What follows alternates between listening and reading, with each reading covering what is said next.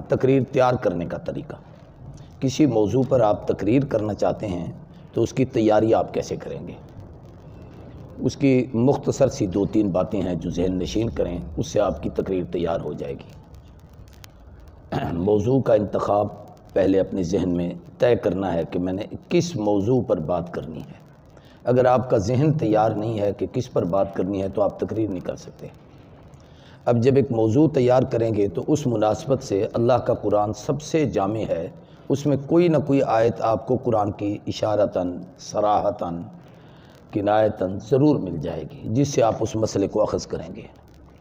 پھر اس کے بعد اس آیت کریمہ کا مفہوم اور اس کی تفسیر مختلف تفسیروں سے دیکھیں۔ اس میں کل آپ کو میں نے کچھ تفسیریں لکھوائی تھیں درس قرآن کے حوالے سے، ان تفاسیر میں دیکھ لیں کہ اس موضوع پر اس نے کیا لکھا، اس نے کیا لکھا، اس نے کیا لکھا۔ تیسری چیز یہ ہے کہ اس موضوع کی مناسبت کی حدیثیں تلاش کریں۔ احادیث کی بھی کچھ کتابیں لکھوا دی تھیں، باقی آپ مدارس میں پڑھتے ہیں، صحائح ستہ پڑھتے ہیں، ریاض الصالحین پڑھتے ہیں، مشکات پڑھتے ہیں، ذات طالبین پڑھتے ہیں، ہر موضوع کی ایک حدیث آپ کو مل جائے گی تو اس مناسبت سے۔ تیسری چیز ہوتی ہے کہ تقریر میں لوگوں کو یعنی قریب کرنے کا ایک طریقہ یہ بھی ہوتا ہے کہ حکایات، قصص، واقعات یہ دلچسپی کا باعث بنتے ہیں، یعنی کوئی قصہ سنا کر آپ نے اس بات کو کرنا ہے تو اس کے لیے صحابہ کرام کے قصے، انبیاء علیہ الصلاۃ والسلام کے قصے، اولیاء کرام کے قصے، اس میں 2-4 کتابیں آپ کی معاون ہو سکتی ہیں۔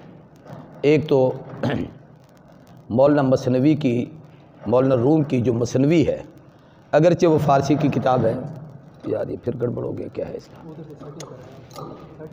اچھا، مثنوی مولانا روم میں بڑی حکایات ہیں۔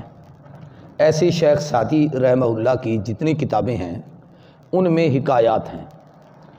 بعض حکایتیں فرضی ہوتی ہیں لیکن ترغیب کی ہوتی ہیں مثلا، اور یہ بھی عین ممکن ہے کہ اس کا کوئی حقیقی واقعہ بھی پیش آیا ہو۔ بھئی ایک آدمی کی عادت تھی مذاق کرنے کی، جھوٹ بولنے کی، تو وہ روزانہ پہاڑ پر چڑھ جاتا، کہتا اوے شیر آیا، شیر آیا، شیر آیا، لوگ گھروں سے باہر نکل آتے تھے، تو کہتا میں نے تو مذاق کیا تھا۔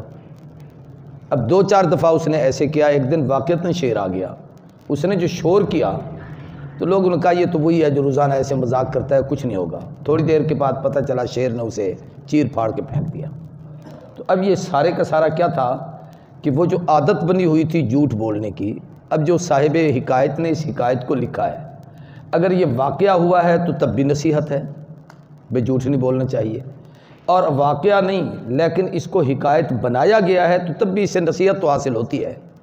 تو گویا اس بات سے عام آدمی جو کم علم ہو اس کو بات جلدی سمجھ آتی ہے، اس لیے اس کے لیے کچھ واقعات کو تلاش کرنا چاہیے۔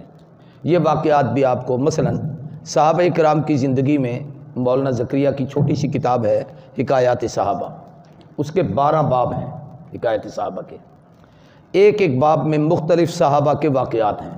پہلا باب اس کے اندر ہے کہ اللہ کے دین کی خاطر مصائب برداشت کرنا، خود نبی کریم صلی اللہ علیہ وسلم کا قصہ ہے، حضرت حمزہ کا ہے، حضرت انس کا ہے، مختلف صحابہ کرام کے واقعات ہیں۔ ایسے اللہ کے راستے میں مال خرچ کرنا، عبادت اور نماز، اسی طریقے سے عورتوں کا دینی ذوق، بچوں کا دینی ذوق، ایسے ہی اسلام کے اصول تجارت اور اس میں صحابہ کرام کے کارنامے، یعنی اس طرز کے 12 باب ہیں۔ اگر آپ ایک باب بھی اگر ایک جمعے پر 1 گھنٹے کی تقریر بھی بنا کر بیان کریں تو 12 جمعے تو آپ کے بن گئے۔ 3 مہینے آپ آرام سے جمعہ اس ایک کتاب سے پڑھا سکتے ہیں۔ ہماری مسجدوں میں فضائل اعمال رکھی ہوتی ہے، اس میں حکایات صحابہ موجود ہیں، ہم اس کو اہمیت ہی نہیں دیکھتے ہی نہیں ہیں۔ بھئی یہ تبلیغ والوں کی کتاب ہے، وہ تبلیغ والوں کی نہیں، ایک شیخ الحدیث کی لکھی ہوئی ہے، اور امت کے شیخ الحدیث کی، عام آدمی کی بھی نہیں، کہ مولانا زکریا کو امت نے شیخ الحدیث کہا ہے۔ ایک دفعہ میں بہاولپور تھا تو ایک آدمی نے مولانا زکریا پہ اعتراض کیا، تو بار بار لفظ شیخ الحدیث دہرائے، شیخ الحدیث نے یہ بات غلط لکھی ہے، شیخ الحدیث نے یوں لکھا ہے، شیخ الحدیث۔ میں نے کہا آپ کس کی بات کر رہے ہیں؟ کہتے حضرت شیخ الحدیث صاحب۔ میں نے کہا کون سے شیخ الحدیث؟ کہتے مولانا زکریا۔ میں نے کہا عجیب ہے، تنقید اس پہ کر رہے ہو، آپ شیخ الحدیث ہیں؟ کہتے نہیں۔ تو میں نے کہا ادھر آپ شیخ الحدیث کر رہے ہیں، کہہ رہے ہیں، پھر آپ ان پہ تنقید بھی کر رہے ہیں، یا تو اسے شیخ نہ مانے، اتنا بڑا محدث نہ مانے۔ محدث مانتے ہیں تو پھر آپ کو تو تنقید کا حق نہیں، وہ تنقید کرے جو اس سے اونچے درجے کا ہو، تو آپ کیوں تنقید کر رہے ہیں؟ تو یہ چند چیزیں ہیں جن کو جمع کرنے سے آپ تقریر آسانی سے تیار کر سکتے ہیں۔ اس لیے تقریر تیار کرنے کے لیے اپنے بزرگوں سے ہم نے کئی لوگوں کو دیکھا ہے۔ میں تو بذات خود چونکہ ابتدا میں بالکل نووارد تھا تو پورا ہفتہ اپنی تقریر کی تیاری کرتا تھا، لیکن مولانا ضیاء القاسمی مرحوم کو میں نے دیکھا تھا کہ جمعہ کے دن نماز جمعہ تک کسی آدمی سے کوئی ملاقات نہیں کرتے تھے۔ بڑے سے بڑا کوئی افسر آ جائے، کوئی دیندار آ جائے، کوئی دنیا دار آ جائے، دوست آ جائے، عالم آ جائے، ان کے اوپر دوسری منزل پہ ایک لائبریری بنی ہوئی تھی، اس میں جا کے بیٹھ جاتے تھے، مختلف کتابیں تلاش کرتے تھے، ان سے مضامین کو سیٹ کرتے تھے، پھر وہ مترنم خطیب تھے، ترنم سے تقریر کرتے تھے، تو وہ اپنی سیٹنگ کر کے اس تقریر کو بیان کرتے تھے۔ یوں اپنے آپ پر اعتماد نہیں کرنا چاہیے کہ بس ٹھیک ہے اتنا سال تو ہو گئے جمعہ پڑھاتے، یہ کوئی بات ہے ان لوگوں کو ٹرکا دوں گا، 2-4 باتیں کہوں گا وقت پورا ہو جائے گا۔ جیسے ہمیں اساتذہ کہتے ہیں کہ بغیر مطالعے کے سبق پڑھانا زنا سے بدتر گناہ ہے، تو میں یہ کہتا ہوں کہ بغیر تیاری کے واعظ کہنا یہ اس سے بھی بڑا جرم ہے کہ آپ وہاں شاگردوں کو صرف سنا رہے ہیں، یہاں تو پوری امت آپ کی بات سن رہی ہے، آپ سب کو گمراہ کر رہے ہیں بغیر مطالعے کے، اس لیے اس کی تیاری کریں۔ اب اس کے لیے کچھ کتابیں میں آپ کو لکھوا دیتا ہوں جو کتابیں آپ کی اس تیاری کے لیے معاون ہوں گی۔ نمبر 1 مضامین قرآن،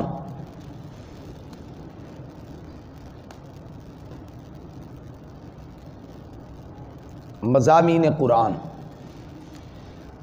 یہ بہت پرانی کتاب ہے، میں نے آج سے 25 سال پہلے خریدی تھی، میری لائبریری میں ہے۔ اس نے حروف ابجد کے لحاظ سے جتنے دنیا میں اس کو مضمون مل سکتے تھے اس نے اکٹھے کیے ہیں، اور اس کے مناسبت سے اس نے آگے قرآنی آیتیں لکھی ہیں۔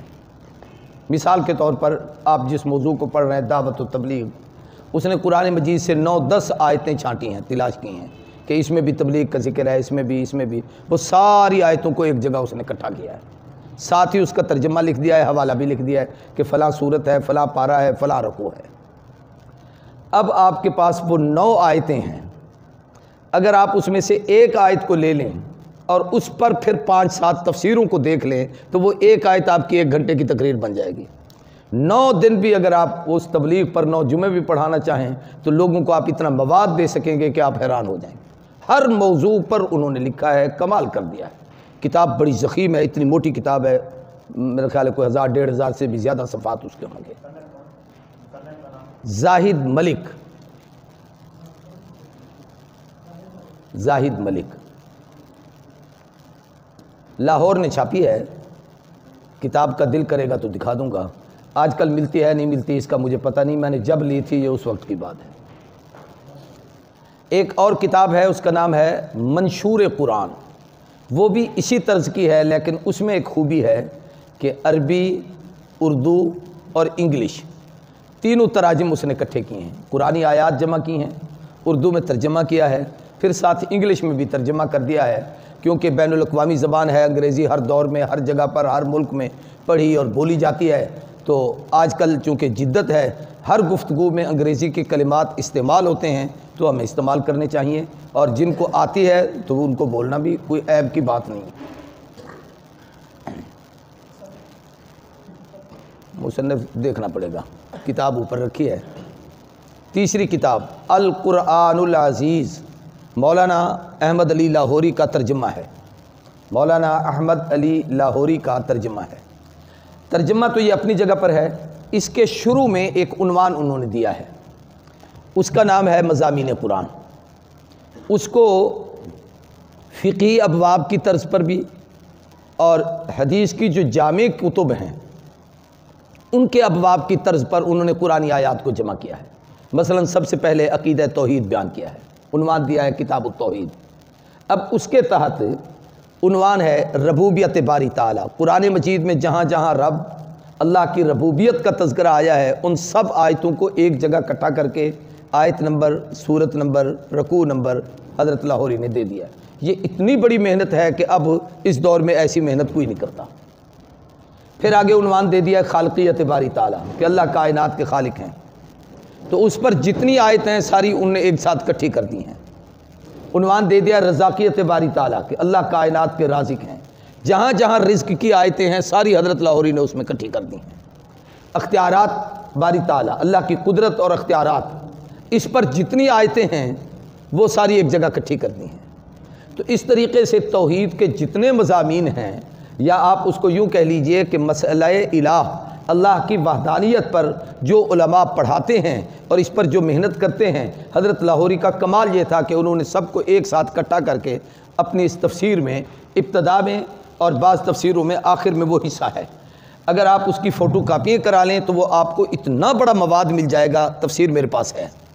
اس میں آپ کو فائدہ یہ ہوگا کہ آپ کے پاس وہ ہے، آپ جس موضوع پر تقریر کرنا چاہتے ہیں وہ اتنی سی جگہ پہ انہوں نے 10 آیتیں اکٹھی کر دی ہیں، آگے ساتھ حوالے لکھ دیے ہیں۔ اب قرآن کے آپ حافظ ہیں تو آپ کو ویسے زبانیں یاد ہوں گی، اور اگر دیکھ کے پڑھے ہوئے ہیں تو قرآن سامنے رکھ لیں، ان آیتوں کو تلاش کریں، اس کی مناسبت سے کسی بھی تفسیر کو دیکھ لیں تو آپ قرآن پاک کے بہترین مبلغ بن جائیں گے۔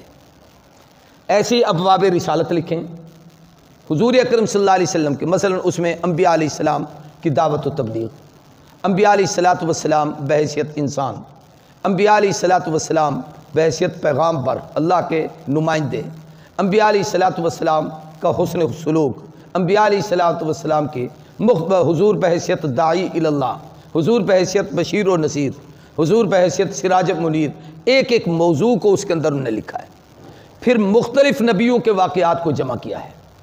ابراہیم علیہ السلام کا قصہ پورے قرآن میں جہاں جہاں ہے ایک جگہ حضرت لاہوری نے اکٹھا کر دیا ہے۔ ایسے شیخ التفسیر نہیں دنیا نے انہیں کہا، وہ بڑا ایک کام کر گئے ہیں۔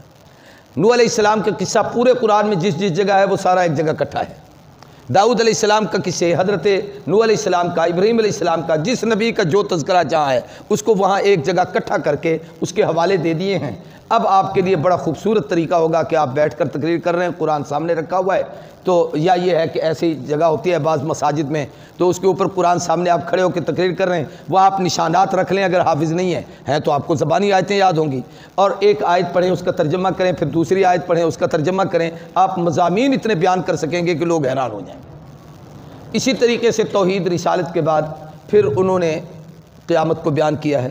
فرشتوں کا قرآن میں جہاں جہاں ذکر ہے، جتنے فرشتوں کے واقعات اس کے اندر موجود ہیں، کتنے فرشتوں کے نام قرآن میں موجود ہیں، اس کو ایک مستقل عنوان بنا کر پیش کیا۔ پھر وہ ابواب فقہی طرز پر لکھے ہیں۔ کتاب الطہارت، طہارت میں وضو کے مسائل، یا ایھا الذین آمنوا اذا قمتم الی الصلاۃ فاغسلوا وجوہکم، آیت لکھی ہے، اس کے تحت معنی مطالب لکھیں۔ آگے غسل لکھا ہے، ان کنتم جنبا فطہروا، اس کے تحت پھر وہ سارے مسائل کو جمع کیا ہے، اور جہاں جہاں غسل کا تذکرہ قرآن میں ہے اس کو بیان کر دیا ہے۔ پھر آگے کتاب تیمم کے مسائل لکھے، فَإِن لَّمْ تَجِدُوا مَاءً فَتَيَمَّمُوا صَعِيدًا طَيِّبًا، تو پھر تیمم کے مسائل کو آپ وہاں بیان کر سکتے ہیں سارے۔ یعنی یہ عنوان ہے اس تفسیر کے اندر، یہ ان کی خوبی ہے، اللہ نے ان سے ایک بڑا کام لیا ہے جو اس سے پہلے میرا خیال ہے کہ کسی مفسر نے اس طرز پر ایسے نہیں کیا۔ ہمارے بزرگوں میں یہ ان کا کارنامہ ہے۔ پھر ایک عالم اس وقت بھی پاکستان میں زندہ ہیں، ان کا نام ہے مولانا محمد زاہد صاحب، شور کوٹ جامعہ عثمانیہ ایک مدرسہ ہے، وہ وہاں پر شیخ الحدیث ہیں۔ یہ ہمارے مولانا ظفر احمد صاحب جو ٹھینگی کے تھے وہ ان کے بھانجے ہیں رشتے میں۔ انہوں نے مولانا عبید اللہ انور سے حضرت لاہوری کی تفسیر پڑھی تھی، تو حضرت لاہوری کے وہ مضامین، حضرت لاہوری کے مضامین تقریباً 250 ہیں۔ انہوں نے پھر محنت کر کے اور مضامین منتخب کیے ہیں، وہ اتنی موٹی ضخیم کتاب انہوں نے بنائی ہے جس میں 400 مضامین منتخب کیے ہیں۔ اس میں سیاسی مضامین بھی سارے ہیں، اقتصادی مضامین بھی ہیں، معاشرت کے مضامین بھی ہیں، معیشت کے مضامین بھی ہیں، خانگی مسائل کے مضامین بھی ہیں، سیاسی امور کے مسائل بھی ہیں، یعنی تمام قسم کے عنوانات کو اس میں جمع کر دیا ہے۔ تو یہ تو ایک بزرگ کی محنت ہے اور اس کی ایک تفسیر ہے، ورنہ آپ دیکھیں تو حیران ہو جائیں گے۔ اس لیے اپنے بزرگوں کی کتابوں کی طرف دھیان دیں۔ تیسری کتاب ہے ریاض الصالحین، امام نووی رحمہ اللہ کی لکھی ہوئی ہے، یہ شارح مسلم ہے۔ ریاض الصالحین کی خصوصیت آپ جن لوگوں نے پڑھی ہوئی ہے وہ تو جانتے ہی ہیں کہ یہ پہلے قرآنی آیات لاتے ہیں، پھر اس مناسبت کی حدیث لاتے ہیں، پھر اس مناسبت سے صحابہ کے اگر کوئی واقعات ہوں تو وہ بھی لے آتے ہیں۔ تو گویا آپ کو ایک مضمون بنا کے دیتے ہیں کہ یہ قرآن کی آیت پڑھنی ہے، یہ حدیث پڑھنی ہے، اس پر یہ قصہ بیان کرنا ہے۔ تو اب ریاض الصالحین کی 2 جلدیں ہیں، عربی کی ایک ضخیم جلد ہے، اردو ترجمے میرے خیال ہے 2 جلدوں میں بھی ہیں، بعد نے تو اس سے بھی زیادہ میں کر دی ہیں۔ تو اگر آپ اس کتاب کو سامنے رکھیں اور اس کا مطالعہ کریں تو قرآن بھی آئے گا، حدیث بھی آئے گی، صحابہ کی زندگی بھی آئے گی۔ فضائل اعمال شیخ الحدیث مولانا زکریہ، مولانا زکریہ کی 3-4 کتابیں میں پہلے لکھوا چکا ہوں، اس میں فضائل حج بھی ہے، فضائل اعمال بھی ہے، فضائل درود بھی ہے، اور اسی طریقے سے ان کی ایک کتاب فضائل صدقات بھی ہے۔ ان میں کچھ چیزیں بعض لوگوں کے ہاں قابل اعتراض ہیں، حالانکہ وہ قصص و واقعات ہیں، اور وہ کسی آیت یا حدیث کی وضاحت میں انہوں نے نقل کیے ہیں، اپنی طرف سے شیخ الحدیث نے کوئی بات بھی پوری کتاب میں نقل نہیں کی۔ فائدے میں اسی بات کو تھوڑا سا وضاحت کرتے ہیں، اپنی طرف سے کوئی حکم نہیں اس کے اندر نافذ کیا، اپنی طرف سے کوئی چیز مولانا زکریہ نے نہیں لکھی۔ اگر کسی کو اعتراض ہو تو وہ ساری کی، مولانا مکی حجازی ایک دفعہ کعبے میں درس دے رہے تھے تو ایک آدمی نے کہا مولانا زکریہ کی کتابوں میں ضعیف روایات ہیں، تو اس کے متعلق آپ کیا کہتے ہیں؟ تو انہوں نے فرمایا بھی مولانا زکریہ نے جو بات نقل کی ہے اس کا حوالہ دیا ہے، اور جن کتابوں کا حوالہ دیا ہے وہ یہاں مکۃ المکرمہ میں فلاں فلاں کتب خانوں پہ کتابیں ملتی ہیں، ان میں دیکھ لیں، اگر وہ صحیح ہو حوالہ تو پھر تو مولانا زکریہ کی بات درست ہے، اور اگر غلط ہو تو آپ اس کو نہ پڑھیں۔ ہم نے آپ کو کون سی منت کی ہے کہ ضرور اس کتاب کو دیکھیں؟ تو اور اگر انہوں نے لکھی ہے تو سعودی عرب چھاپ کے اسے عرب میں تقسیم کر رہا ہے، کتاب بک رہی ہے تو کوئی بات نہیں، اگر مولانا زکریہ نے کوئی بات نقل کر دی ہے تو اس پر اعتراض ہے۔ تو اس لیے اس سلسلے میں یہ ہے کہ بھی ان کی جتنی کتابیں ہیں ان میں قرآنی آیات، احادیث اور قصص و واقعات اس کے اندر موجود ہیں۔ حضرت تھانوی کا ایک چھوٹا سا رسالہ ہے جزاء الاعمال،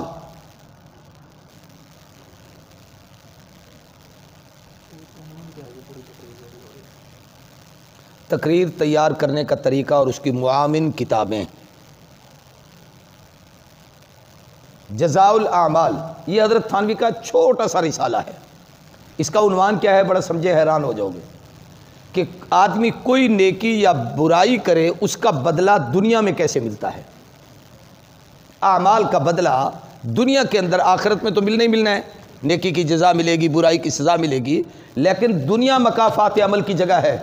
از مکافات عمل غافل مشو، گندم از گندم بریدہ جوز جو، اعمال کے مکافات سے غافل نہ رہے، جو کرو گے ویسے ہی پاؤ گے۔ زمین میں اگر آپ نے گندم بوئی ہے تو گندم کاٹو گے، جو بوئے ہیں تو جو کاٹو گے، چاول بویا ہے تو چاول کاٹو گے۔ ایسا نہیں کہ آدمی فصل تو کسی اور چیز کی بوئے اور کاٹنے کی امید کسی اور چیز کی رکھے۔ تو حضرت تھانوی رحمہ اللہ نے وہ جزاء الاعمال کے اندر یہ چیزیں۔ اب آپ ایک بات عجیب ہے، دنیا میں اس دور میں 2 آدمیوں کو حکیم الامت کہا گیا ہے۔ ایک ڈاکٹر علامہ اقبال کو لوگ شاعر مشرق اور حکیم الامت کے نام سے یاد کرتے ہیں، ایک حضرت تھانوی کو۔ اب شاعر مشرق شاعر ہے، اس کی آپ ساری کتابیں پڑھ لیں، زبور عجم پڑھ لیں، کلیات اقبال پڑھ لیں، بانگ دارا پڑھ لیں، بال جبریل پڑھ لیں، یہ اقبال کی ساری کتابیں۔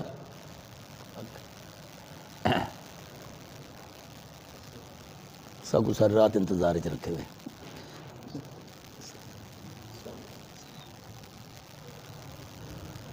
علامہ اقبال کی آپ ساری کتابیں پڑھ لیں، کتابیں پڑھ کر آپ ادیب تو بن جائیں گے، آپ متکلم تو بن جائیں گے، آپ شاعری میں کمال تو حاصل کر لیں گے، لیکن اس کا آپ کے جسم پر کوئی اثر نہیں ہوگا کہ مثلا آپ کے چہرے پہ داڑھی نہیں تھی تو اب آپ نے رکھ لی اس کتاب کو پڑھ کر، ایسا کبھی نہیں ہوگا۔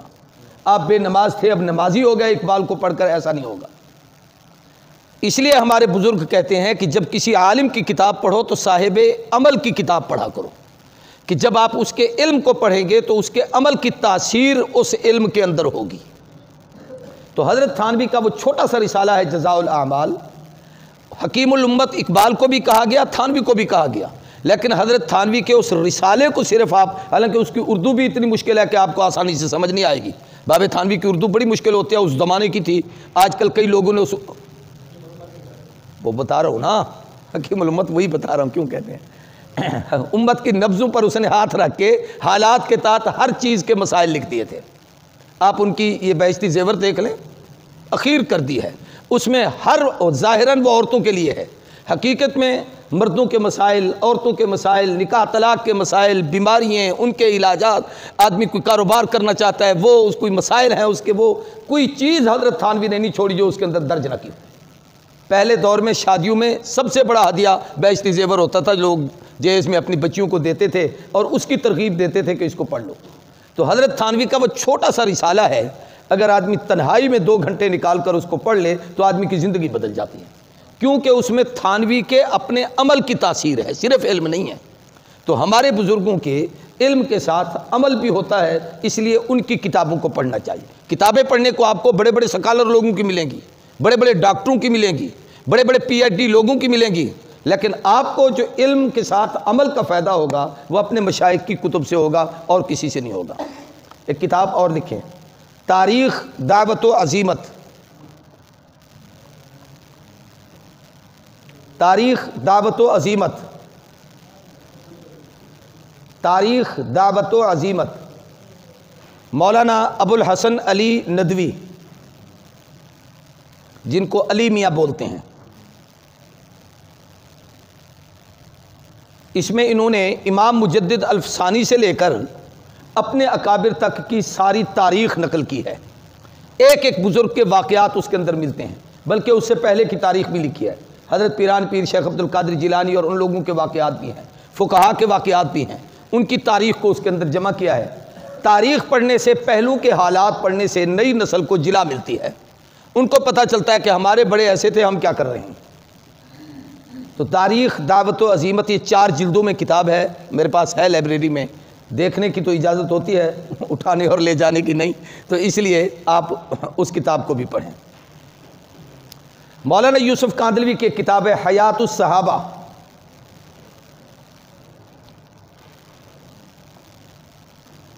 اس میں انہوں نے مختلف عنوان باندھے ہیں، اس عنوان کے تحت صحابہ کے واقعات کو لے آئے ہیں، زہد صحابہ، علم صحابہ، تقوی صحابہ، خوف خدا صحابہ، اسی طریقے سے مختلف عنوانات باندھ کر حضرت مولانا محمد یوسف رحمہ اللہ نے اس کے اندر وہ سارے مضامین، یہ بھی 3 جلدوں میں ہیں۔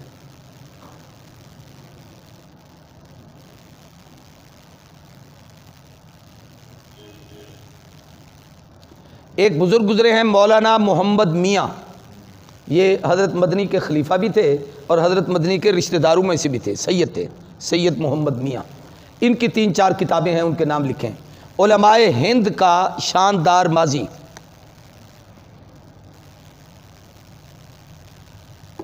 پہلے یہ کتاب چھوٹی سی تھی تو اس کا نام تھا علماء ہند کی شاندار ماضی، جب یہ بڑی ہو گئی کئی جلدوں میں تو انہوں نے نام رکھا علماء ہند کا شاندار ماضی۔ دوسری ان کی کتاب ہے سیرت محمد، پرانے دور میں تاج کمپنی نے اس کو شائع کیا تھا، اتنی ضخیم کتاب ہے حضور کی سیرت پر، سیرت محمد، یہ بھی انہی کی ہے، مولانا محمد میاں کی۔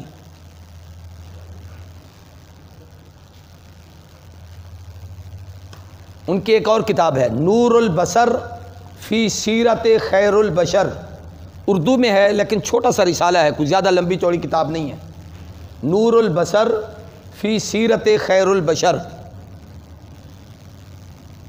ہے، یہ بھی سیرت پر، لیکن اس کی خوبی یہ ہے اس کتاب میں کہ شروع میں ایک مضمون لکھتے ہیں، اس کے تحت حضور کی سیرت کا واقعہ نقل کرتے ہیں، اس مضمون کو پھر وہ امام بخاری کی طرز پر قرآنی آیت سے اس کا عنوان باندھتے ہیں۔ مثلا حضور اکرم صلی اللہ علیہ وسلم کا دور یتیمی، تو قرآن کی آیت لکھی الم یجد کا یتیمن فآوا، پھر نیچے یتیمی کے واقعات لکھے، تو اوپر مضمون دیا، پھر نیچے وہ قرآن پاک کی آیت کے ساتھ وہ واقعات نقل کیے۔ اسی طریقے سے حضور اکرم صلی اللہ علیہ وسلم بحیثیت دعائے خلیل آیت لکھی ربنا وبعث فیہم رسولا، پھر نیچے وہ واقعات نقل کیے۔ یہ نور البصر فی سیرت خیر البشر میں ہے۔ میرا ابتدائی دور تھا، میرا خیال یہ ہے کہ آج سے 40-45 سال پرانی بات سنا رہا ہوں آپ کو۔ مولانا عبد الشکور دین پوری رحمہ اللہ صادق آباد تشریف لائے، میں اس زمانے میں وہاں سرکاری طور پر ایک مسجد کا امام تھا، خطیب تھا اوقاف کی طرف سے، مجھے فرمانے لگے میں سندھ جا رہا ہوں، آؤ میرے ساتھ جلسوں پہ چلو۔ میں حضرت کے ساتھ چلا گیا۔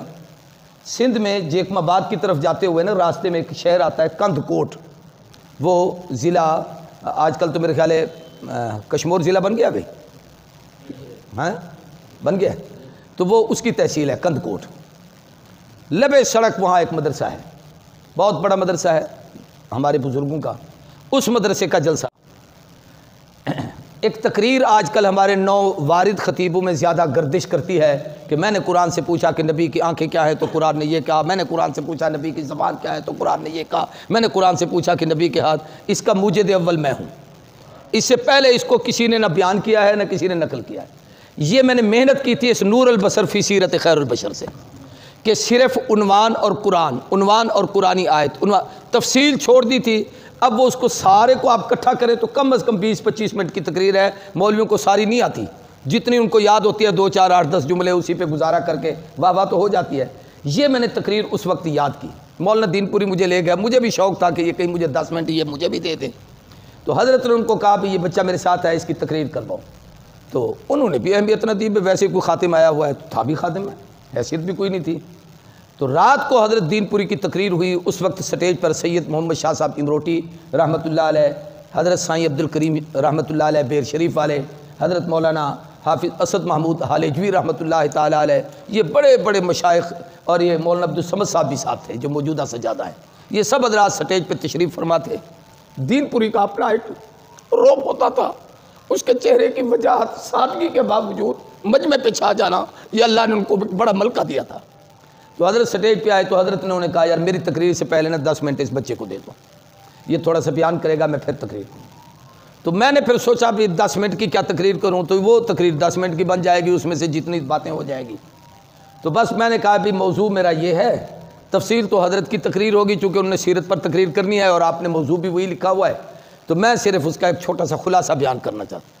تو میں وہ قرآنی آیتیں بھی پڑھتا گیا اور وہ عنوان بھی بتاتا گیا، قرآنی آیتیں بھی، حضور کی تجارت کیا ہے، آپ کی زراعت کیا ہے، آپ صلی اللہ علیہ وسلم کے نکاح ازدواجی زندگی کیا ہے، فنکحوا ما طاب لکم من النساء مثنی وثلاث ورباع، آپ کی بیویوں کی حیثیت کیا ہے، ازواجہ امہاتہم، آپ کا خاندان کیا ہے، اہل بیت وطہرکم تطہیرا، ایک ایک چیز آپ کی یار کیا ہے، محمد الرسول اللہ والذین معہ اشداء علی الکفار، سارا اس طریقے سے وہ تقریر جب میری سانس اکھڑی اور ختم ہوئی تو لوگوں نے جو نعرے شارے لگائے، تو بعد میں جو ہمارے سٹیج سیکرٹری تھے، یہ وہ دور تھا جب ہم مودودیوں کے خلاف تقریر کرتے تھے، اور اس زمانے میں ایک نعرہ لگتا تھا 100 یہودی ایک مودودی۔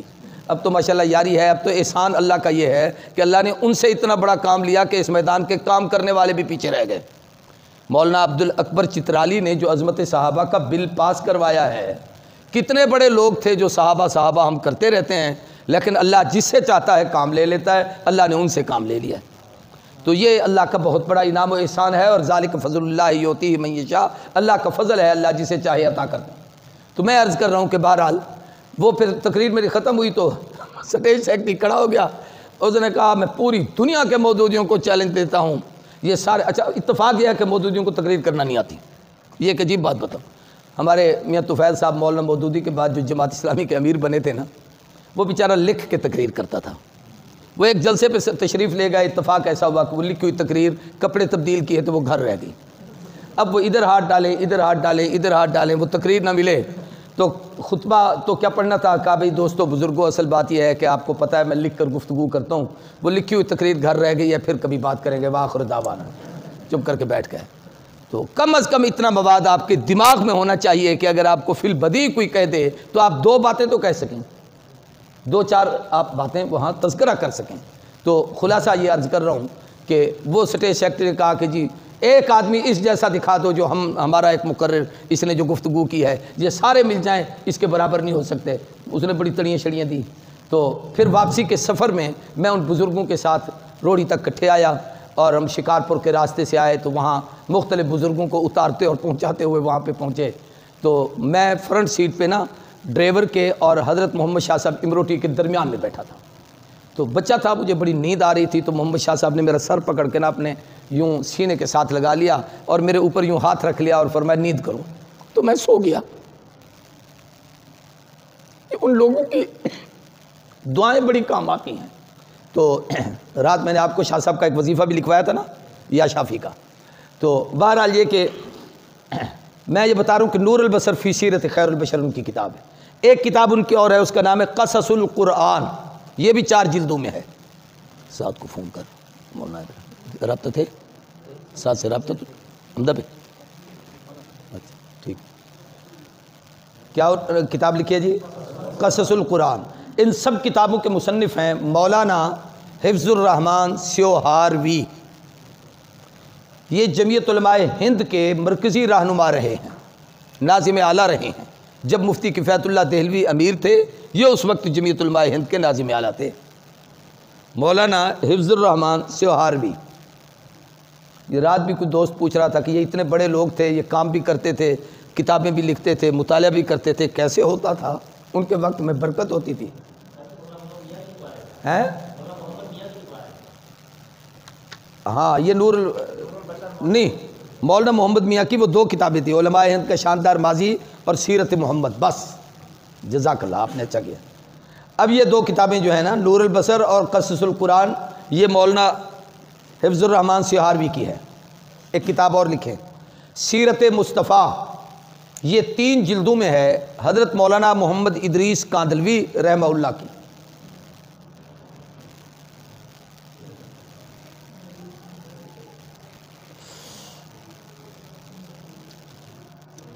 اس سے پہلے ایک سیرت پر کتاب لکھی گئی ہے 6 جلدوں میں، اس کا نام ہے سیرت النبی، وہ 2 آدمیوں نے مل کر لکھی تھی، مولانا شبلی نعمانی اور سید سلیمان ندوی نے، استاد شاگرد ہیں۔ شبلی نعمانی نے شروع کی تھی، آخر تک نہیں پہنچے تھے، ان کا انتقال ہو گیا۔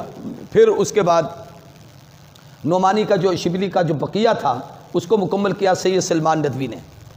لیکن جو مولانا ادریس کاندھلوی کی سیرت مصطفیٰ ہے، یہ بہت تحقیقی کتاب ہے، اس کے اندر کئی چیزوں کا انہوں نے انکار کیا ہے، کئی چیزوں پر بحث کی ہے۔ مولانا چونکہ ایک محدث تھے، احادیث کی روشنی میں انہوں نے سیرت کی کتاب لکھی ہے، اس لیے ہمارے اکابر کے ہاں معتبر کتاب یہ ہے، اور بڑی عام فہم ہے، بہت آسان ہے۔ ہر نبوی سال کے ایک مہینے کے واقعات اس کے اندر درج ہیں، اس لیے یہ کتاب آپ میں سے ہر آدمی کی لائبریری کی زینت ہونی چاہیے۔ ہمارے ایک شاعر بزرگ گزرے ہیں، مرزا غلام نبی جانباز، اس نے ایک کتاب لکھی تھی تاریخ احرار، چونکہ اس کی ساری زندگی امیر شریعت کے ساتھ گزری، جیلوں میں آگے پیچھے، اور وہ بڑے مزاحیہ طبیعت تھے، اور بڑے اس نے بڑا ایک تکلیفوں کا وقت گزارا ہے انگریزوں کی جیل میں۔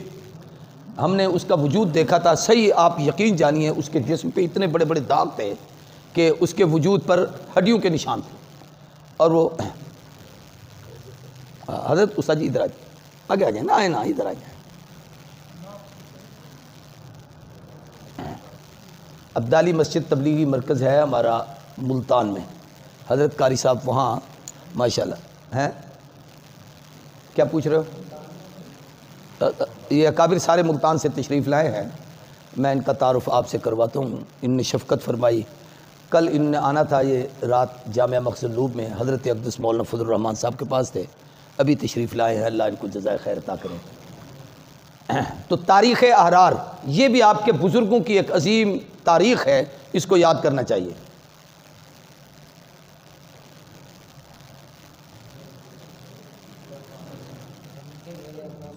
تاریخ احرار کا مصنف ہے جانباز غلام نبی جانباز، مرزا غلام نبی جانباز۔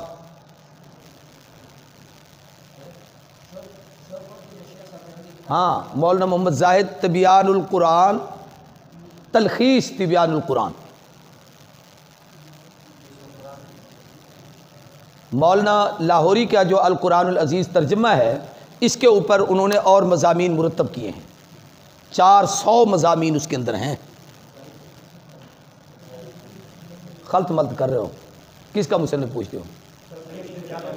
مولانا محمد زاہد، ایک وہ ملک زاہد مضامین قرآن والا اور ہے، یہ عالم ہیں، جامعہ شورکوٹ میں ہے، جامعہ عثمانیہ اس کے محتمم ہے، اور ہاں یہی اس کا نام۔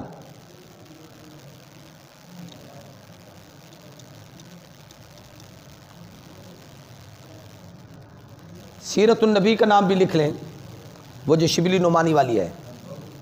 ایک کتاب لکھیں رحمت للعالمین، یہ 3 جلدوں میں ہے، بڑی علمی کتاب ہے، لیکن لکھنے والے قاضی سلیمان منصور پوری، مسلکن یہ اہل حدیث تھے۔ ہمارے علماء کہا کرتے ہیں کہ اہل حدیث ہو کر آدمی اہل ذوق ہو، ایسا کم ہوتا ہے۔ اہل حدیث اور ذوق ذوق سے وہ عاری اور خالی ہوتے ہیں، لیکن یہ بڑے باذوق ہیں، انہوں نے محبت میں ڈوب کر حضور کی سیرت پہ یہ کتاب لکھی ہے، رحمت للعالمین، 3 جلدوں میں۔ لکھنے والے کا نام ہے قاضی سلیمان منصور پوری۔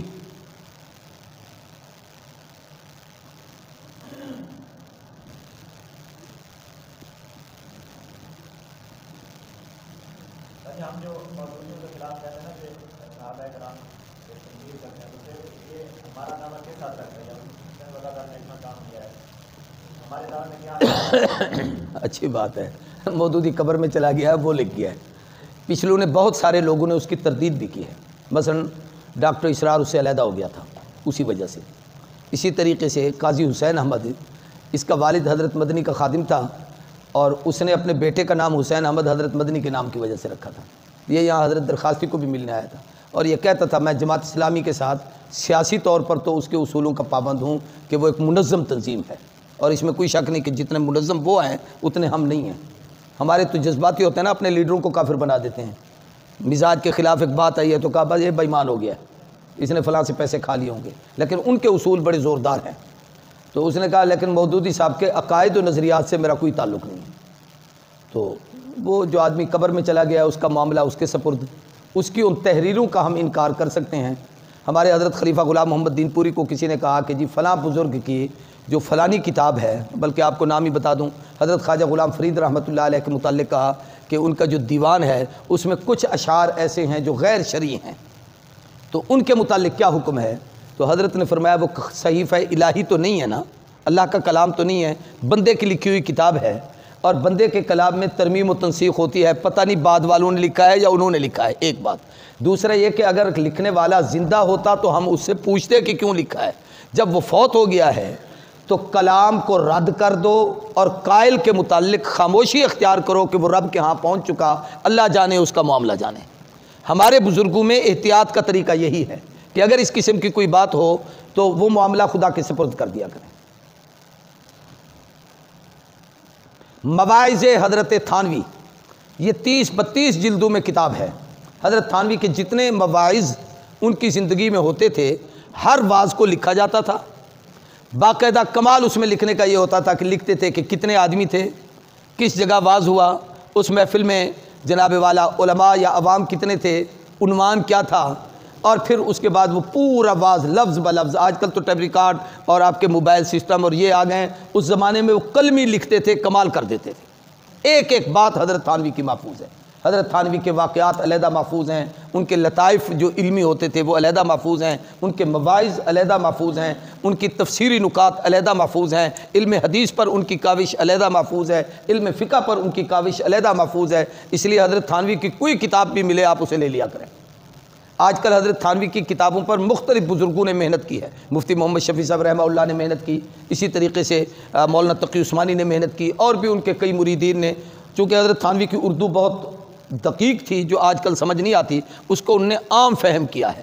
حضرت تھانوی کی بہشتی زیور کو مسائل بہشتی زیور کے نام سے ڈاکٹر عبدالواحد رحمۃ اللہ علیہ، یہ جامعہ مدنیہ کے شیخ تھے، زندہ ہے یا پتہ نہیں فوت ہو گئے نا جی، رحمۃ اللہ تعالیٰ علیہ، تو انہوں نے اس پہ محنت کی۔ وہ 2 جلدوں میں، ایک جلد اس کی عبادات کی بنا دی ہے، دوسری جلد معاملات کی بنا دی۔ اتنی آسان ہے کہ وفاق والوں کو چاہیے کہ بہشتی زیور پڑھانے کی بجائے اگر اس کو پڑھایا جائے تو وہ بچیوں کو اور بچوں کے پڑھنے میں آسانی رہتی ہے، لیکن اب بڑوں کو کچھ کہہ نہیں سکتے، ان کا اپنا مزاج ہے، وہ جب جو چاہے پڑھا دیں۔ تو وہ کتاب بڑی اچھی ہے، مسائل بہشتی زیور۔ بہت ساروں نے، انڈیا بہت بڑا ہے، جیسے ہمارا پاکستان ہے نا، ایک آدمی جو سندھ میں بیٹھ کر اردو لکھے گا اس میں سندھی کی آمیزش ہوگی، جو یہاں بیٹھ کر اردو لکھے گا اس کی اردو میں ملے جلے سرائکی کے الفاظ ضرور ہوں گے، جو پٹھان اردو لکھے گا اس میں کچھ نہ کچھ پشتوں کی آمیزش ہوگی، خالص اردو لکھنے والا آپ کو کوئی ملے گا۔ تو حضرت تھانوی جس علاقے کے تھے وہاں کی اردو تھی ہی ایسی، پھر کچھ دلی والے لوگ تھے، ان کا انداز مختلف تھا، یو پی سی پی والوں کا اور مختلف تھا، وہاں پر اور مختلف علاقوں کے، اس کے تو 12-14 صوبے ہیں، ایک صوبہ پورے پاکستان سے بڑا ہے، اس لیے وہاں کے لہجے بھی مختلف ہیں، گفتگو کے انداز بھی مختلف ہیں. تو حضرت تھانوی چونکہ اپنی زبان بولتے تھے اور اسی اردو سے گفتگو کرتے تھے. کچھ یہ ہے کہ اس وقت انداز تحریر بھی مختلف ہوتا تھا. حضرت تھانوی نے بہشتی زیور میں لکھا کہ حضور فجر کی سنتیں ہلکی پڑھتے تھے. اب کاف کی جو یا ہے نا یہ چھوٹی یہ ہونی چاہیے ہلکی. پرانے زمانے میں اس یا کو یوں لمبی یا لکھتے لیکن لمبی پوری نہیں کرتے, تھوڑا سا اشارہ دے دیتے, یہ علامت ہوتی کہ یہ چھوٹی یا ہے, اور اگر لمبا کھینچے تو وہ بڑی یا ہوتی. تو ایک آدمی نماز یوں پڑھ رہا تھا, اس سے پوچھا یہ کیا کر رہے ہو؟ اس نے کہا بہشتی زیور میں لکھا ہے. بھائی بہشتی زیور میں لے آؤ, لے آیا کتاب. اس لیے خود مجتہد نہ پڑھا بنا کرو, استاد سے پڑھا کرو کہ استاد سمجھا سکتا ہے, خود پڑھو گے تو ایسے ہی بنو گے. تو کیا بھی کیا ہے کہ یہ دیکھو نا جی, فجر کی سنتیں حضور صلی اللہ علیہ وسلم ہل کے پڑھتے تھے, حالانکہ وہ ہلکی پڑھتے تھے. تو اس نے کہا یہ ہل کے پڑھتے تھے, کو حضرت تھانوی نے لکھا ہے. تھانوی حکیم الامت ہے, وہ غلط تو نہیں لکھ سکتا. خطبات حکیم الاسلام حضرت قاری محمد طیب صاحب رحمہ اللہ کے خطبات کا مجموعہ ہے. ملتان میں ہمارے ایک بزرگ دوست عالم ابھی کچھ عرصہ پہلے دنیا سے رخصت ہوئے ہیں, حضرت مولانا محمد ادریس انصاری ہے, ہوشیار پوری. بہت نیک صالح آدمی تھے. جامعہ رحیمیہ ان کا مدرسہ ہے, بہت بڑا مدرسہ ہے, کئی ان کی شاخیں ہیں. اللہ نے ان سے بڑا کام لیا ہے, اور میں سمجھتا ہوں یہ صدقہ ہے حضرت قاری طیب کے ان خطبات کو جمع کرنے کا کہ اللہ نے ان سے کام لیا ہے. تو یہ خطبات بھی تقریباً 8-10 جلدوں میں, پہلے تو ضخیم تھی, اب انہوں نے وہ کتابت آ گئی ہے نا کمپیوٹر کی, تو وہ مختصر ہو گئی ہے کتابت کے لحاظ سے. اب بھی میرے خیال 7-8 جلدوں میں ہے. تو قاری طیب صاحب کو سمجھنے کے لیے یا تو قاری طیب کو دیکھا ہوا ہو, ہم نے تو زیارت بھی کی تھی, تبرکاً ہم نے ان سے بخاری شریف کا سبق بھی پڑھا تھا اور ان کی سند بھی ان سے حاصل کی تھی. تو یا قاری صاحب کا بات سنا ہو سامنے بیٹھ کر, پھر اس کتاب کو آپ پڑھیں تو یہ لطف آتا ہے کہ میں قاری صاحب کو سامنے بیٹھ کے سن رہا ہوں اور قاری صاحب اس لفظ کو یوں ادا کر رہے ہوں گے. پرانے لوگوں میں سے کچھ لوگوں کا کہنا ہے کہ دنیا میں 2-3 آدمی خطیب گزرے ہیں علماء دیوبند میں. ایک شیخ الاسلام شبیر احمد عثمانی جنہیں خطیب کہا جاتا ہے, ایک ابو الکلام آزاد, ایک قاری محمد طیب. امیر شریعت بھی خطیب نہیں تھے, یہ عوامی مزاج خطیب تھے, وہ علم کے میدان کے لوگ تھے. عوامی حلقے میں دیہاتی لوگوں کو اپنی طرف مائل کر کے ان کا اپنی بات سمجھانا, یہ امیر شریعت کا کارنامہ تھا. وہ حضرات اس طرز کے خطیب تھے جنہیں خطیب کہا جاتا ہے. تو حضرت قاری طیب صاحب کے خطبات حکیم الاسلام, حضرت مولانا عبد المجید لدھیانوی ہمارے بزرگوں میں یہاں کہروڑ پکا میں گزرے ہیں, بہت نیک صالح آدمی تھے. ان کے خطبات کا مجموعہ ہے خطبات حکیم العصر.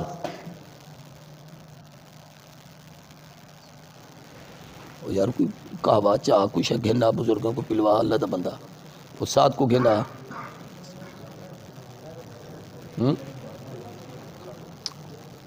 استاد جی 2-4 جملے تو بچوں کو ہدایت کے دے دینا, پھر اس کے نہ میں یہ 2 کتابیں لکھوا لوں, پھر آگے میرا سبق چلتا رہے گا. کچھ بزرگوں کے نام ان کو لکھوانے ہیں کہ ان کی کسی کتاب کا اعتبار, جو کتاب ان کی ملے وہ پڑھو. یہ اصل وہ فن خطابت کی مختلف چیزیں ان کو لکھوا دو نا. ہاں جی, ندائے محراب و منبر مولانا اسلم شیخ و پوری کی, یہ بھی 5-6 جلدوں میں کتاب ہے, بڑے اچھے مضامین ہیں. میں اور مولانا اسلم شیخ و پوری ہم بنوری ٹاؤن میں اکٹھے پڑھتے تھے, یہ 1 سال مجھ سے پیچھے تھے. میں سادسہ میں تھا, میں اور مولانا ظفر ولی خان صاحب ہم اکٹھے تھے, اور یہ ہم سے 1 سال پیچھے تھے. اس زمانے میں یہ بہت اچھے مقرر تھے, میں بھی تقریریں کرتا تھا, پھر ہم انعامی مقابلوں میں اکٹھے جاتے تھے میں اور مولانا اسلم شیخ و پوری. بس کبھی وہ اول آتے تو میں دوم آتا, وہ دوم آتے تو میں اول آتا. ہماری یوں ایک دوسرے سے پیار محبت ہوتا رہتا تھا, اور ہم نے اس طرز پر کئی کتابیں اکٹھی کی تھیں. ان کو ابو الکلام آزاد پڑھنے کا, لکھنے کا, آزاد کو سمجھنے کا بڑا شوق تھا. اس وجہ سے اللہ نے پھر ان سے بڑا ایک قرآن کی خدمت کا کام لیا. ان کے دروس قرآن بڑے عام ہوئے, حضرت مولانا اس کے اسلم شیخ و پوری کے, اللہ ان کے درجات بلند کرے.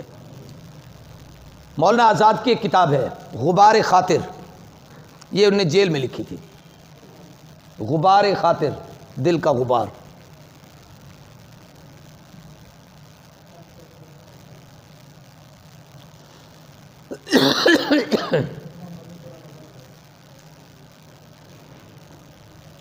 اب صرف چند بزرگوں کے نام لکھوا دیتا ہوں, اس کی جو کتاب ان کی ملے آپ لے لیا کریں. حضرت قاری محمد طیب صاحب رحمۃ اللہ علیہ،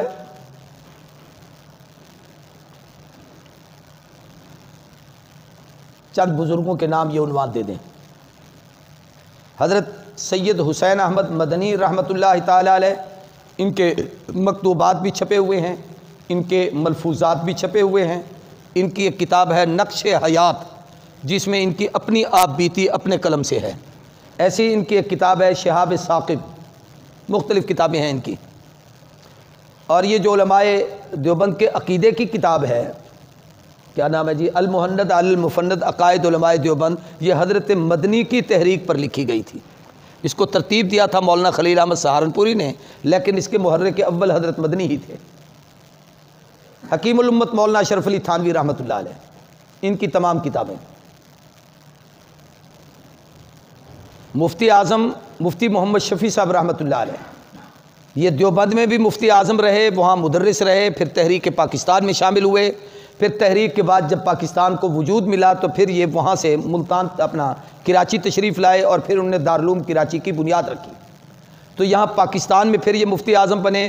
پھر ریڈیو پاکستان پر جو درس قرآن شروع ہوا تو وہ مفتی محمد شفیع صاحب کا درس شروع ہوا تھا۔ ان کی جو موجودہ کتاب معارف القرآن 8 جلدوں میں ہے، یہ اصل ان کے وہی دروس ہیں۔ علامہ مفتی محمد تقی عثمانی اس وقت وفاق المدارس العربیہ کے صدر ہیں۔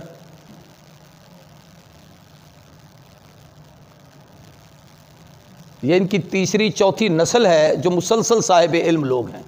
ان کے دادا تھے مولانا محمد یاسین، وہ حضرت شیخ الہند کے شاگرد تھے۔ ان کے والد مفتی محمد شفیع صاحب، وہ حضرت شیخ الہند کا زمانہ انہوں نے پایا تھا، لیکن شیخ الہند سے پڑھ نہیں سکے تھے، وہ جیل میں تھے اس وقت۔ جیل سے واپس آئے تو انہوں نے ان کی تقریر نقل کی، اپنی کتاب ہے ان کی اتحاد امت یا وحدت امت، اس کے اندر تو مولانا تقی عثمانی، شیخ الحدیث مولانا سلیم اللہ خان صاحب، یہ میرے مشکات کے استاد ہیں۔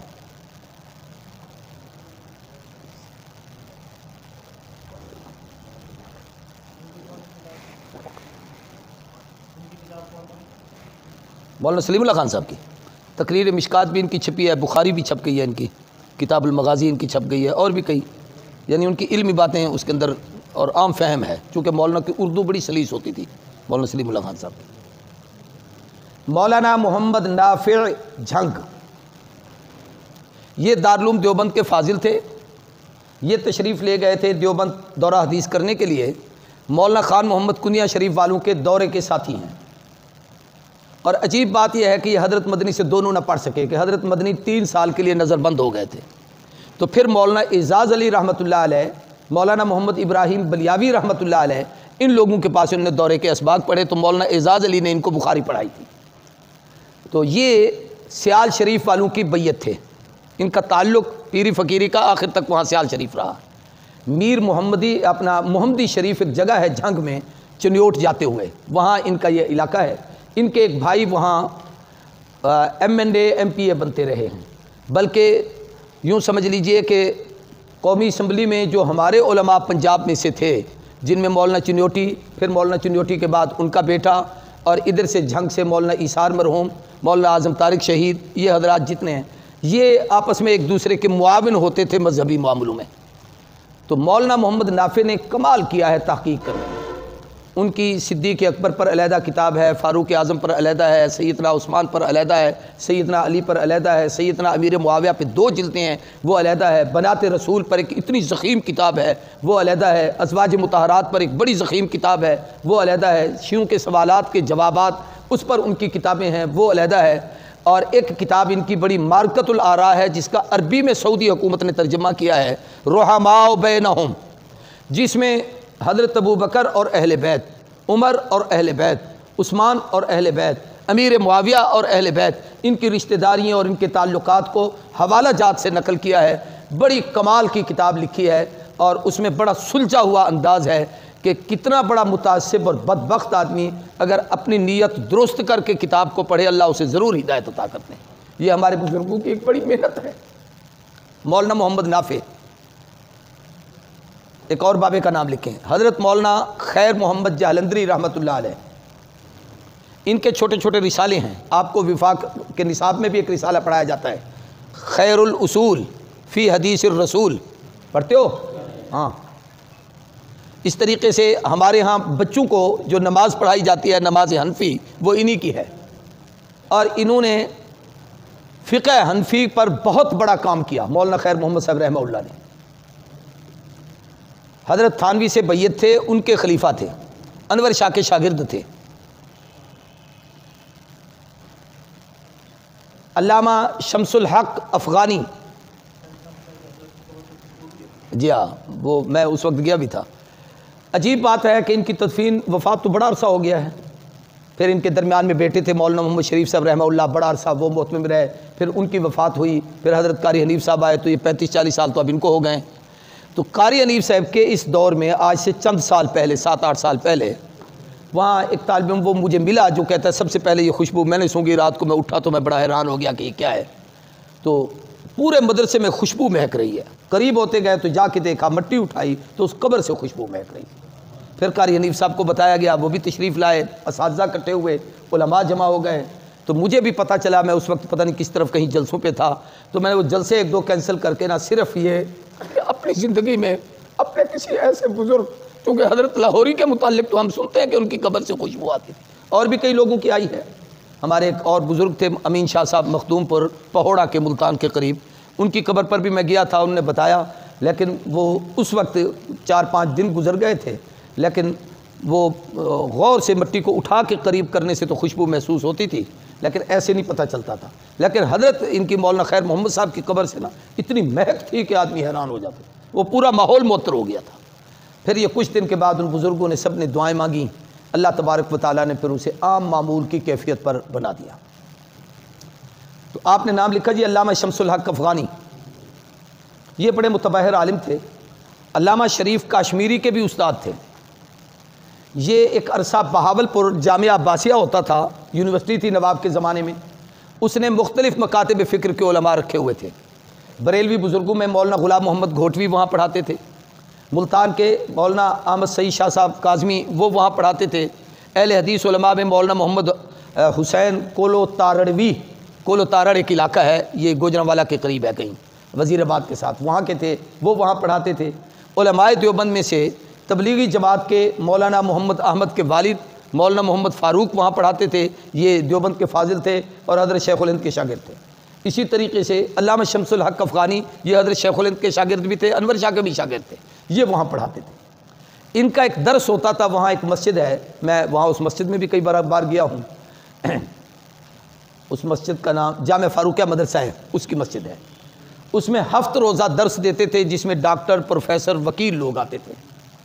حضرت نے جو وہ درس دیا آپ حیران ہوں گے، 10 سال درس دیا، کتنی؟ 10 سال۔ اور اس درس کو ان کے ایک شاگرد ہیں حکیم عبد الغنی، وہ اب فوت ہوئے ہیں، میں نے ان کی زیارت کی تھی، میں ان کو مل کے آیا تھا، انہوں نے ان دروس کو جمع کیا تھا۔ جب وہ جمع ہوئے تو وہ 10 جلدوں میں چھپے، 10 سال کے، ہر سال کا ایک درس علیحدہ تھا، اور وہ 10 سال کے جو درس تھے،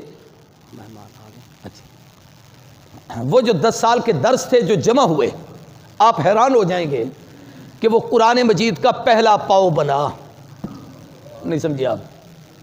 یعنی پوری تفسیر نہیں، صرف ایک پاؤ کا دروس جو جمع کیے گئے، وہ 10 سال بیان کرتے رہے حضرت مولانا شمس الحق افغانی، پھر جا کر وہ گویا 10 جلدیں اس کی چھپی۔ ان کے دروس قرآن، ان کی ایک کتاب ہے علوم القرآن، ان کی ایک کتاب ہے خطبات افغانی، ان کی ایک کتاب ہے مجالس افغانی، یہ سب ہماری اس بزرگ کی کتابیں ہیں۔ ان کا اصلاحی تعلق ہمارے حضرت خلیفہ غلام محمد دین پوری رحمہ اللہ سے تھا، اور دین پور سے ہی ان کو بیعت کی اجازت بھی تھی۔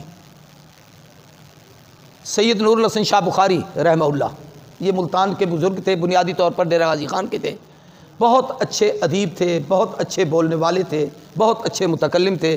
ان کی بھی بڑی کتابیں ہیں، نبی و صدیق اور حضور کی محبت پر ایک بڑی زوردار کتاب ہے ان کی۔ ایسے ہی سیرت عثمان اور شہادت امام مظلوم، حضرت عثمان کی شہادت پر 300 صفحے کی کتاب ہے۔ علامہ دوست محمد قریشی،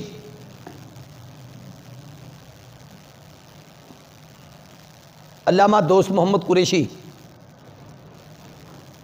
ان کے مواعظ کی چھوٹی چھوٹی کتابیں ہیں اور وہ بڑی زوردار ہیں، منہاج التبلیغ، مصباح المقررین، اس طریقے سے اور بھی اس نام کی کتابیں ہیں، اس میں دلائل کے ساتھ قرآنی آیات، احادیث اور چھوٹی چھوٹی تقریریں جو 15 سے 20 منٹ کی گفتگو ہو سکے وہ انہوں نے نقل کی ہیں۔ میرے نزدیک نو عمروں کو، نوجوانوں کو، کم سن بچوں کو علمی تقریریں یاد کرنے کے لیے حضرت قریشی کی گفتگو سے بہتر کسی کی نہیں ہے، وہ یاد کروانی چاہیے۔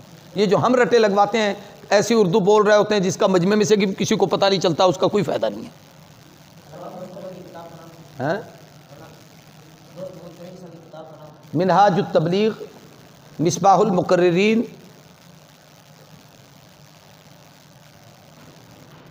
انہوں نے ایک کتاب لکھی تھی جلاء الاذہان، ذہنوں کو جلا بخشنے والی کتاب۔ 1000 سوال تھا اس میں، صرف سوال۔ اور حضرت پوری زندگی جب تک زندہ رہے فرماتے ہیں میں صبح اٹھ کر سوچتا تھا کہ میرے اس کتاب کا کسی نے تو جواب لکھا ہوگا، لیکن رافضیوں میں کسی کو حوصلہ نہ ہوا کہ اس کتاب کا کوئی جواب لکھ سکے۔ پھر اس کی تلخیص کر کے کسی نے لکھی تھی جلاء الافہام، فہم، وہ کتاب بھی بڑی اچھی تھی، اس میں 100 سوال تھا۔ پھر انہوں نے ایک کتاب لکھی چھوٹی سی، تعارف خلفائے راشدین، اس میں 100 خوبیاں لکھی، ابو بکر صدیق کی، 100 حضرت عمر کی، 100 حضرت عثمان کی، 100 حضرت علی کی۔ علامہ ڈاکٹر خالد محمود PhD لندن، یہ دیوبند کے فاضل عالم تھے، برطانیہ تشریف لے گئے تھے، انہوں نے وہاں لندن سے PhD کیا تھا، کمال کے عالم تھے۔ ان کی کتابیں بھی بڑی عجیب عجیب ہیں۔ تفسیر پر ان کی 2 جلدوں میں کتاب ہے آثار التنزیل۔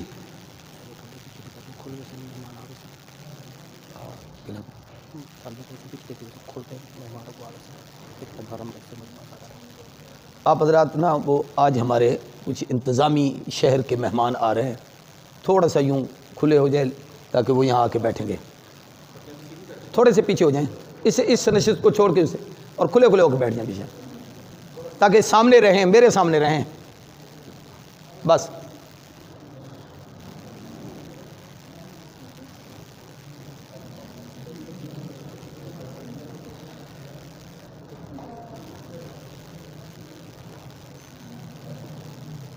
تو آثار التنزیل کتاب کا نام ہے، 2 جلدوں میں تفسیر پر لکھی ہے، 2 جلدوں میں حدیث پر لکھی ہے، اس کا نام ہے آثار الحدیث۔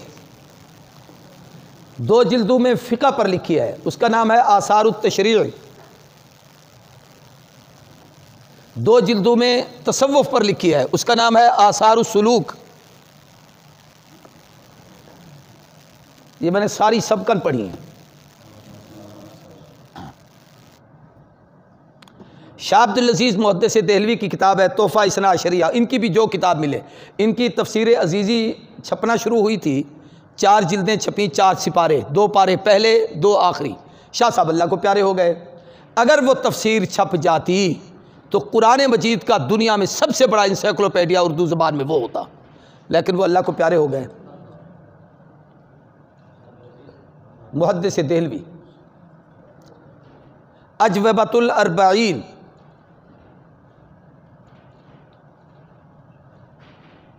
اجوبۃ الاربعین، 40 سوالوں کے جواب، یہ حضرت نانوتوی کی کتاب ہے، لیکن باب نانوتوی کے کتابوں کو سمجھنے کے لیے اور نانوتوی کو سمجھنے کے لیے بھی دل، دماغ اور حافظہ اور علم چاہیے، وہ عام آدمی کے بس کی بات نہیں۔ پہلے ان بزرگوں کو سمجھ لو، پھر ان کو بھی سمجھ لینا۔